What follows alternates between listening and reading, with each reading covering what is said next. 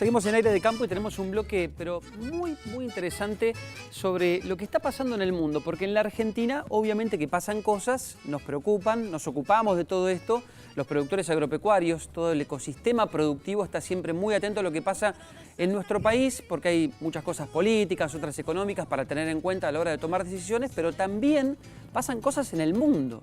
Y lo que está pasando en el mundo hoy en día no es para nada menor, porque tenemos un mundo completamente convulsionado, con una guerra comercial declarada abiertamente entre China y Estados Unidos, donde el resto de los países por ahora, con esta pausa, se mantiene expectante, aunque también iniciando negociaciones. Bueno, Álvaro Ciccarelli es analista internacional, escritor, ha escrito de hecho varios libros sobre esta cuestión, sobre la guerra comercial y en particular sobre la relación entre Estados Unidos y China, que es bastante particular, por cierto. Gracias, Álvaro, por estar con nosotros esta mañana. Gracias, Daniel, por la invitación.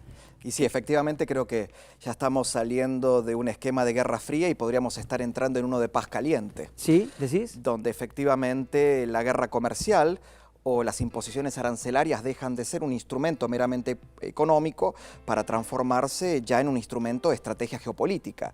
Y creo que desde la llegada de Donald Trump a la presidencia, ¿no?, en su segundo mandato y tras 4 años, ya ni te diría de anomia, de abulia por parte de Joseph Biden durante su presidencia, empieza a haber ya una intención de reordenar el tablero geopolítico y claramente Donald Trump lleva la delantera con un adversario en esa contienda estratégica por la hegemonía global, que no es menor, la República Popular China, el régimen del Partido Comunista Chino, con un liderazgo, casi te diría, con un poder superlativo al lado del que tuvo Mao Zedong desde el 49 hasta principios de la década del 70, como es Xi Jinping.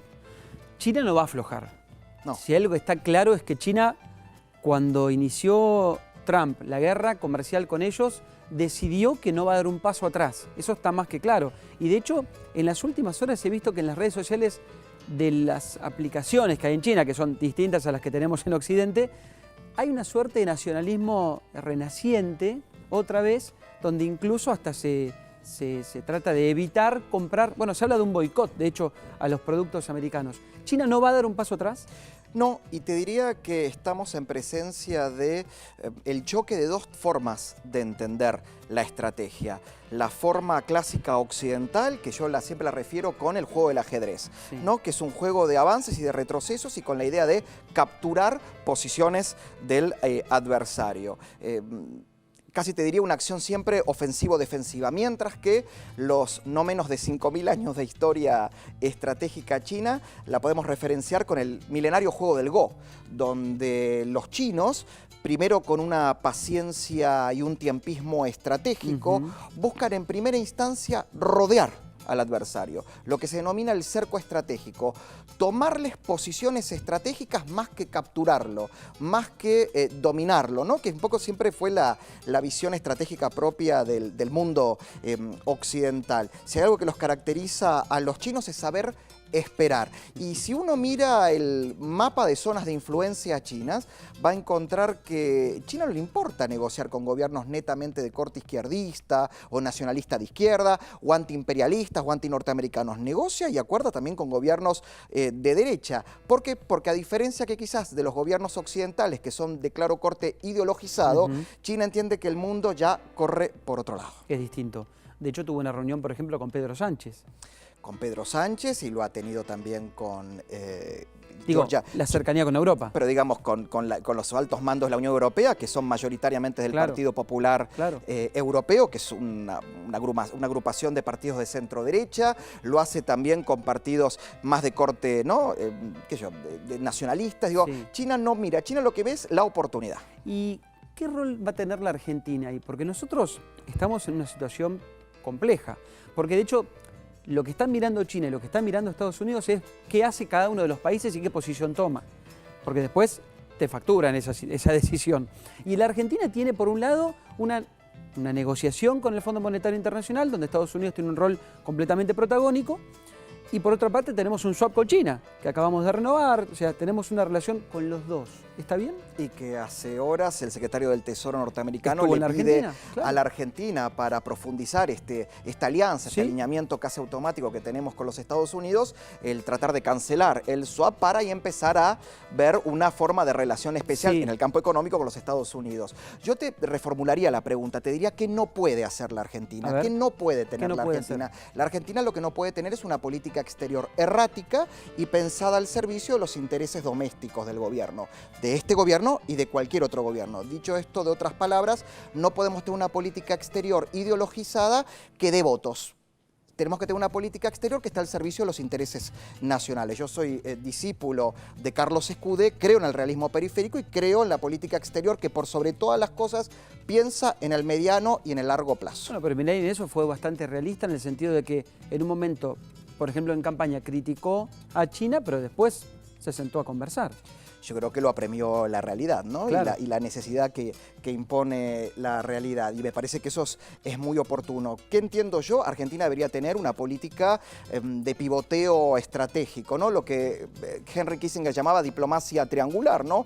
Pivoteando entre nuestros dos principales socios. Tenemos una situación muy peculiar, ¿no? Que a pocos estados Tal cual. les pasa. Nuestro principal inversor, socio, podríamos decir, político, ideológico, tradicional, que es Estados Unidos. Compartimos una democracia, compartimos la defensa más o menos en diversos momentos del país, del sistema capitalista, pero China, que tiene un sistema diametralmente opuesto al de nosotros, es nuestro principal comprador y nuestro principal acreedor en términos estatales. Tal cual.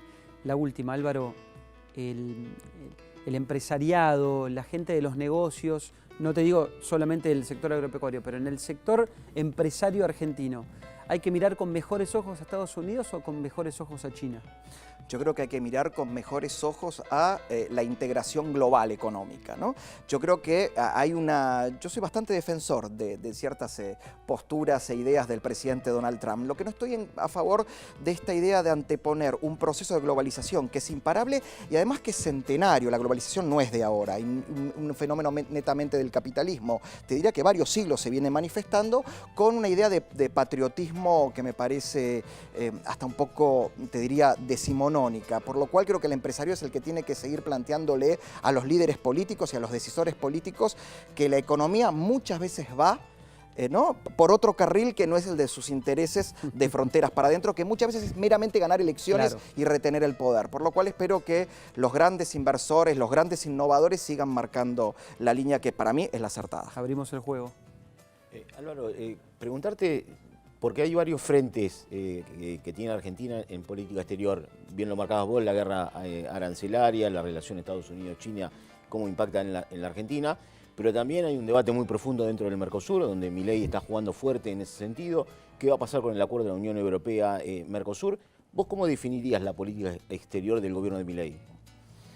Yo creo que todavía sigue siendo una política exterior de corte idealista, para no decir ideologizada. Y esto no es una adjetivación peyorativa, es describirla. Yo creo que tiene un norte estratégico muy claro, que en muchos aspectos acompaño, pero que no siempre está reflejado en las necesidades propias del corto y mediano plazo. Pero esto no es un problema del gobierno de Milei, es un problema que se viene manifestando varias veces en diferentes gobiernos, ¿no? Que, bueno, la coyuntura los obliga a veces a tener que tener un discurso y después del discurso aplicar, ¿no? Medidas que parece que van en contradicción. Sí veo por primera vez un gobierno que le da a la política exterior y a los asuntos internacionales un nivel de importancia superior incluso que a otros temas. Es que esa es la clave. La Argentina Sí. tiene que exportar, tiene que crecer, tiene que generar riqueza y una gran forma de hacerlo, te diría que la mejor, es haciendo negocios hacia afuera. Bueno, el propio general Perón decía que la política nacional era cosa de provincias, ¿no? Que el gran escenario era la política Claro. mundial, por lo Claro. cual hasta no tendría que tener ni detractores en el propio justicialismo, el propio 100%. presidente Milei. 100%.